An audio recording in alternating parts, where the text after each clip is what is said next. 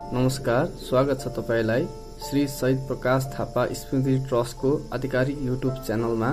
यो ट्रस्ट कोशी प्रदेश नम्बर 1 अन्तर्गत धनकुटा जिल्लाको शहीदभूमि गाउँपालिका वडा नम्बर 1 तम्बुर नदीको किनारमा अवस्थित घंगरू भन्ने स्थानमा स्थापना गरिएको थियो।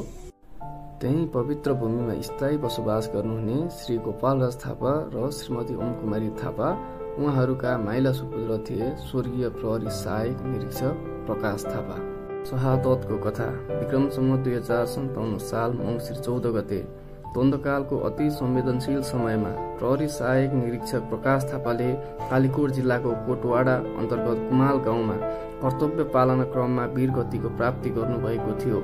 उहाँको राष्ट्रप्रेम, कर्तव्यनिष्ठा र बलिदानको उच्च मूल्याङ्कन गर्दै नेपाल सरकारले विक्रम सम्वत 2075 साल चैत 11 गते उहाँलाई शहीद घोषणा गर्दै नेपाल राजपत्रमा सूचना प्रकाशित गरेको थियो। शहीद प्रकाश थापाको अमर योगदानको स्मृतिमा उहाँले शहादत प्राप्त गर्नुभएको दिन मंसिर 14 गतेलाई विशेष दिनको रूपमा मनाइने गरिएको थियो।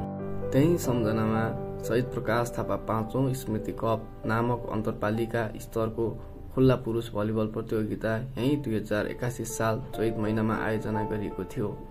यस प्रतियोगिताले युवाहरूमा खेल भावना, साहस र राष्ट्र सेवाको प्रेरणा प्रदान गरेको थियो। शहीद भूमि गाउँपालिका यो त्यो भूमि हो जुन शहीदहरूको रगतले सिंचिएको हो। यहाँहरूको त्यागले नै यस ठाउँमा विकास, चेतना र आत्मगौरवको बिउ रोपिएको थियो। शहीद प्रकाश थापाको सम्झनामा आयोजना गरिएको स्मृति कप प्रतियोगिता पनि वीर शहीदहरूको योगदानलाई सम्मान दिने ऐतिहासिक प्रयास गरेको थियो।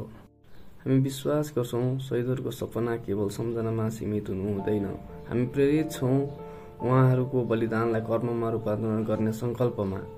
यस सामाजिक अभियानमा तपाईहरूको साथ र सहयोगले प्रतियोगिता सफल भएको थियो। शहीदहरू अमर छन्, उहाँहरूको सम्झना हाम्रो प्रेरणा हो। धन्यवाद।